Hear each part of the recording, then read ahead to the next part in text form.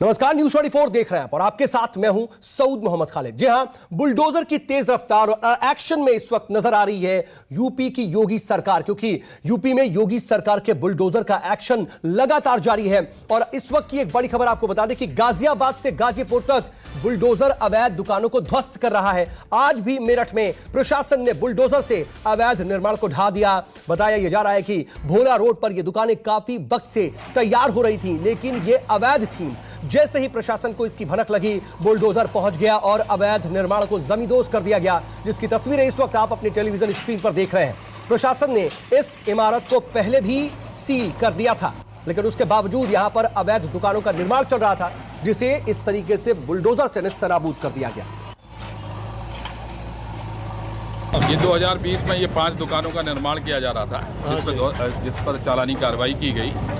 उसके बाद इसे रुकवाने के लिए सीलिंग की कार्रवाई की गई, सील करके इसको अभिरक्षा में भी दिया गया, लेकिन ये निर्माण लगातार हो रहा था। तो अब इसको ध्वस्तीकरण का आदेश पारित किया गया। पहले पुलिस फोर्स भी मांगी गई थी, जब नहीं मिली थी, आज पुलिस फोर्स उपलब्ध होगी तो इसको तोड़ दिया गया। तो देखिए, लगातार जो है बाबा का बुलडोजर एक्शन में है और उसकी ये तस्वीरें इस वक्त आप देख लीजिए। और खास बात यह भी है कि जो दबंग है, जो भूमाफिया है, जो अवैध संपत्ति का काम करते हैं, जो इस तरीके से अवैध निर्माण करते हैं और जो माफिया हैं, उनके खिलाफ ये बुलडोजर जम करके चलता है। और ये जो मेरठ के आप तस्वीरें देख रहे हैं, 6 दुकानें यहां पर लगातार बढ़ रही थी, जिन्हें ध्वस्त कर दिया गया। और इस वक्त आ रही एक और बड़ी खबर आपको बता दें। दरअसल अभिनेत्री जैकलिन फर्नांडिस के खिलाफ ईडी ने एक बड़ा एक्शन लेते हुए आज 7.27 करोड़ की संपत्ति जैकलिन फर्नांडिस की अटैच कर ली। बता दिया आपको कि जबरन वसूली केस में ईडी ने यह कार्रवाई की है। कई बार इसको लेकर के ईडी जैकलिन फर्नांडिस से पूछताछ भी कर चुकी है। और इस पूरे मामले में जब ईडी को कुछ ऐसे तथ्य मिले कि इसमें जैकलिन फर्नांडिस की संलिप्तता नजर आई, तो उसके बाद ईडी ने 7.27 करोड़ की ये जो उनकी संपत्ति थी उसे अटैच कर लिया। और दीपक दुबे इस वक्त मेरे साथ, मेरे सहयोगी इस खबर पर जुड़ चुके हैं। दीपक, इस पूरे मामले को देखें तो जाहिर सी बात है ईडी को कुछ ऐसे साक्ष्य और तथ्य मिले होंगे, तभी तो यह कार्रवाई हुई है। जी, आपने सही कहा। जिस तरह से सुकेश चंद्रशेखर के द्वारा न सिर्फ जैकलिन फर्नांडिस को, बल्कि नूरा फतेही हो, सारा अली खान हो या फिर भूमि पेडनेकर हो, कई सारी अभिनेत्रियों को सुकेश चंद्रशेखर के द्वारा महंगे महंगे गिफ्ट किए गए थे। और इसी बाबत ईडी पूरे मामले की जांच कर रही थी कि सुकेश चंद्रशेखर ने दिल्ली के एक बड़े बिजनेसमैन की पत्नी से 200 करोड़ रुपए की उगाही की थी, इस बात को लेकर कि उनके पति को वो जेल से बाहर बेल पर छुड़वा लेंगे। और इस पूरे मामले में 200 करोड़ रुपए उसने उगाही के तौर पर लिए हुए थे। और वो पैसे जो है बॉलीवुड की अलग अलग अभिनेत्रियों को संपर्क में आने के बाद दिए थे। 7.27 करोड़ की प्रॉपर्टी जो एसेट है वो सीज की गई है, जिसमें आपको बता दें जैकलिन फर्नांडिस के माता पिता को महंगी लग्जरी कार दी गई थी, 52 लाख के महंगे घोड़े दिए गए थे, जैकलिन फर्नांडिस को महंगे बैग दिए गए थे, महंगे महंगे गिफ्ट दिए गए थे। इस पूरे मामले में अब तक जो जानकारी ईडी के द्वारा निकलकर सामने आ रही है कि 5.7 करोड़ रुपए के गिफ्ट जैकलिन को दिए गए थे। कुल जो एसेट जो सीज की गई है ईडी की तरफ से वो है 7.27 करोड़ रुपए। बिल्कुल, देखिए दीपक, इन सब के साथ साथ जो देखिए आपने कुछ और अभिनेत्रियों का भी जिक्र किया, उनके खिलाफ भी क्या कोई एक्शन हो सकता है, कोई कार्रवाई हो सकती है, ये देखने वाली बातों की आप नजर बना रखिएगा।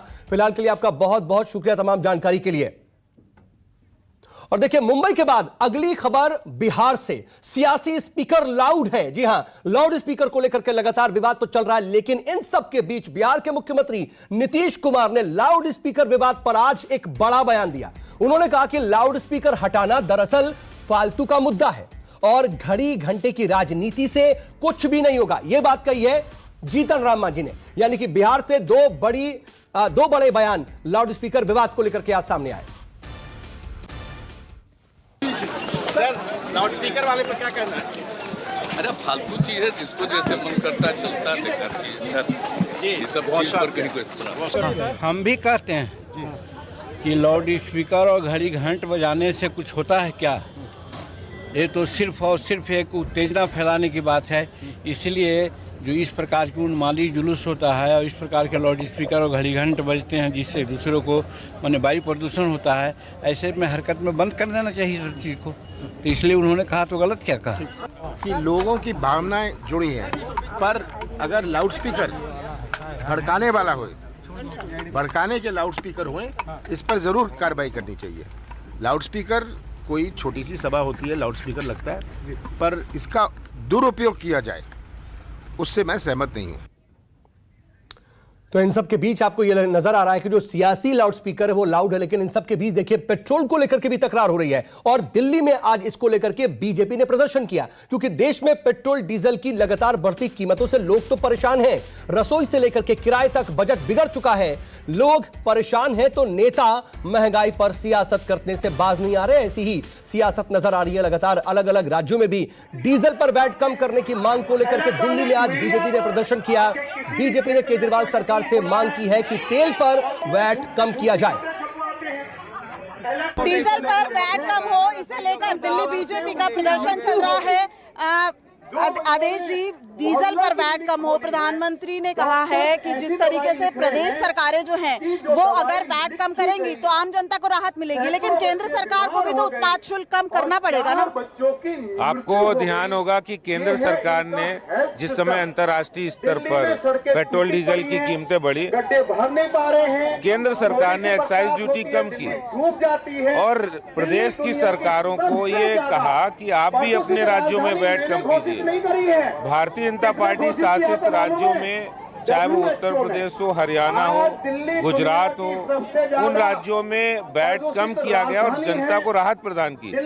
लेकिन दिल्ली के अंदर, दिल्ली हो, महाराष्ट्र हो और भी जो राजस्थान हो, वहाँ वैट की कीमतें कम नहीं की। दिल्ली के अंदर पिछले 9 महीने में 325 करोड़ केजरीवाल सरकार ने पेट्रोल डीजल पर वैट की कमाई की है।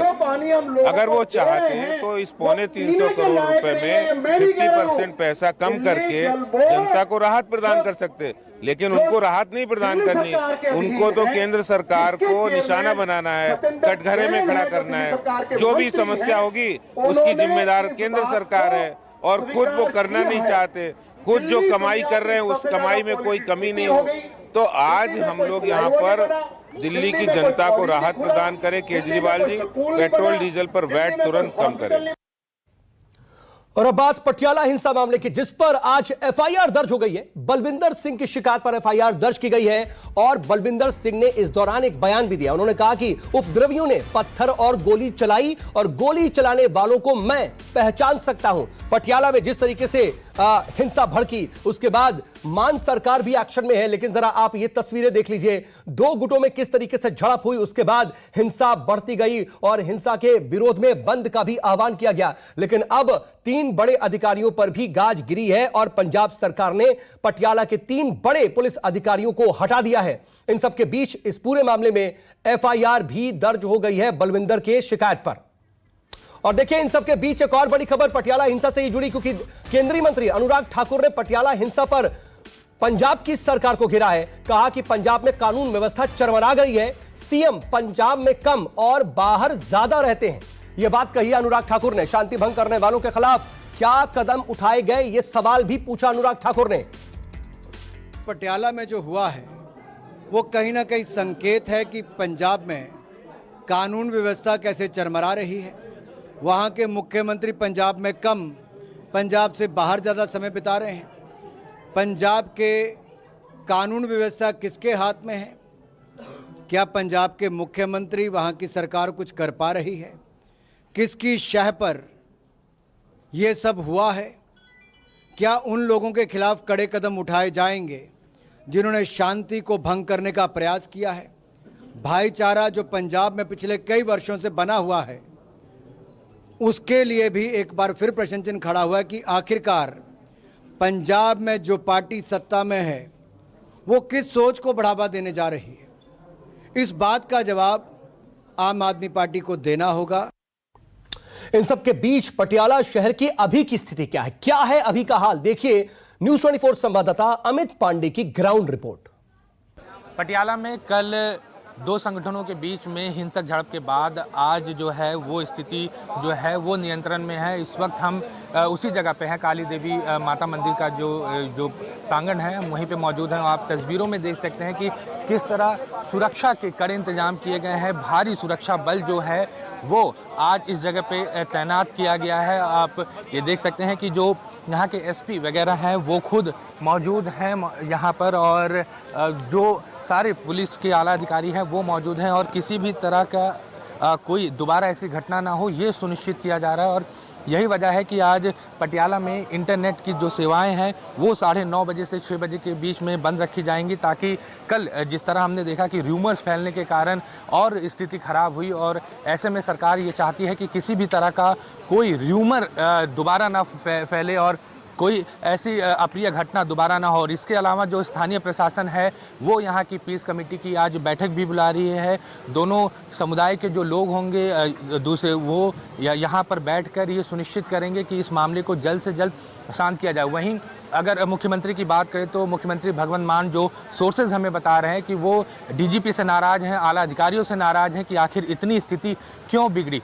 यही वजह है कि सूत्र बता रहे हैं कि हो सकता है कि आज बड़े कुछ आला अधिकारियों पर भी गाज गिरे, कुछ अधिकारियों को भी सस्पेंड किया जा सकता है या ट्रांसफ़र किया जा सकता है। और अब जो कोशिश है, चाहे प्रशासन हो चाहे सरकार हो, कि स्थिति को पूरी तरह से शांत किया जाए, नियंत्रण में लिया जाए, ताकि जितनी जल्दी हो शांति और जो आम लोग हैं उनकी ज़िंदगी को नॉर्मलाइज़ किया जाए। और अगर हम इस तरफ तस्वीरें आपको दिखाएं कि ये वही सड़क है जहां पर कल झड़प हुई थी, काली देवी माता मंदिर की यही वही सड़क है, और कोई अप्रिय घटना ना हो, क्योंकि आज हिंदू संगठन है उन्होंने पटियाला में बंद बुलाया है। और यही वजह है कि जो सिक्योरिटी है वो काफ़ी चुस्त दुरुस्त है, उस पूरे सड़क को बंद कर दिया गया है कि कोई भी उपद्रवी तत्व जो है यहाँ तक ना पहुँच पाए। सरकार की भी यही कोशिश है, प्रशासन की भी यही कोशिश है कि स्थिति को पूरी तरह से नॉर्मलाइज़ किया जाए जितने जल्द से जल्द हो सके।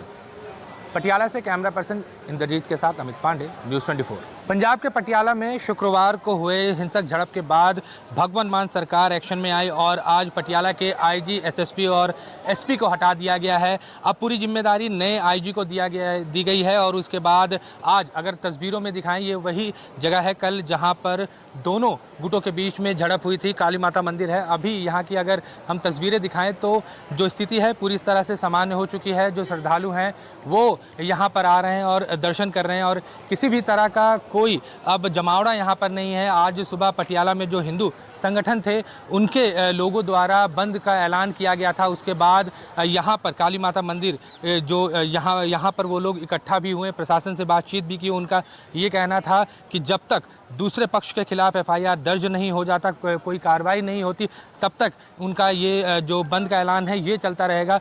तस्वीरों में देख सकते हैं कि उस बंद के ऐलान के बाद इस पूरी सड़क को जो काली माता मंदिर की तरफ आती है इसको बंद कर दिया गया है। भारी सुरक्षा बल जो है वो इस वक्त तैनाती की हुई है यहाँ पर। इसके अलावा कल लगातार ये बात कही जा रही थी प्रशासन द्वारा कि कई लोग जो हैं वो र्यूमर्स फैला रहे हैं, अफवाह फैला रहे हैं, जिसके कारण स्थिति कल यहाँ बिगड़ी थी। यही इस चीज़ को देखते हुए आज सुबह 9:30 बजे से लेकर शाम 6 बजे तक के लिए इंटरनेट सेवाओं को बंद कर दिया गया है।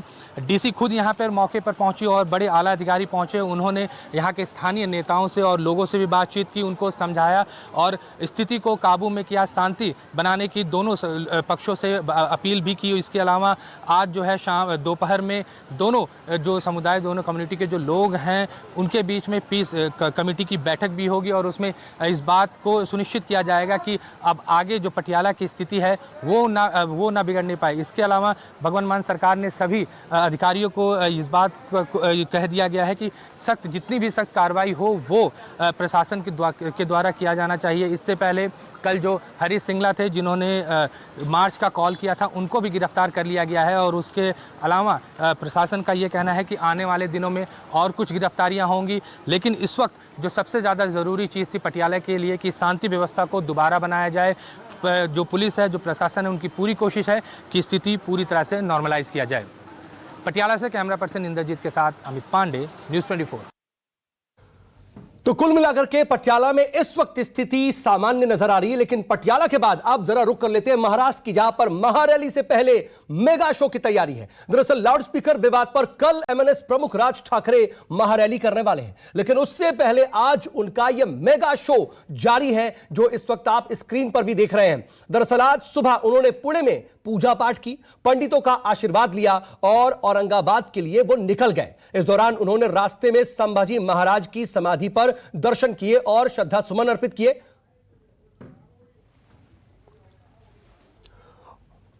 और देखिए, महाराष्ट्र से इस बीच एक बड़ी खबर भी आ रही है, जहां पर शिवसेना नेता संजय राउत ने राज ठाकरे पर निशाना साधा है। उन्होंने कहा कि हनुमान चालीसा को मुद्दा बनाकर दरअसल महाराष्ट्र को अस्थिर और देश को बांटने की कोशिश हो रही है।